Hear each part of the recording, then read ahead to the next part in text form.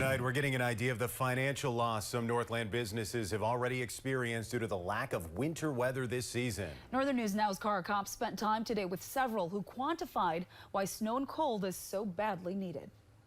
I mean, we were making probably 10 to 15 grand a month plowing snow, and then this year there's nothing.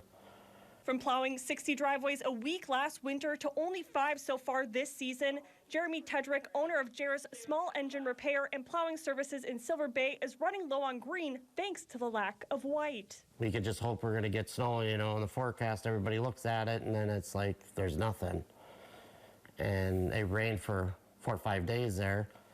A harsh, warm winter reality hitting a variety of businesses, including Ski Hut in Duluth. During last year's record snowfall, the ski shop saw a jump in Nordic ski sales thanks to ski tourism. This year, the lack of tourism dropped foot traffic by 20 to 30%. Over at Spirit Mountain, it hasn't been easy either. They've lost 3 whole days of their ski season because they had to close to make snow. And those days are typically their busiest of the year. Thankfully, Spirit hasn't had to turn away any season pass holders.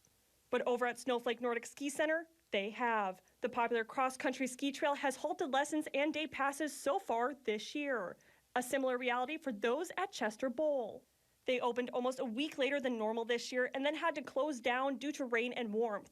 The reopening date, uncertain.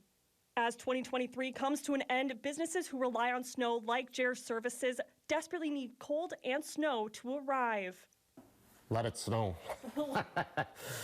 Fair enough. Yeah. Fair enough. In Silver Bay, Cara Kopp, Northern News Now. We'll see. A lot can happen in the weather world around here in a hurry. Now, there is a silver lining. Some of the businesses we heard from say they made extra money during last year's supersized winter. That's helping them get through the slow start of this season.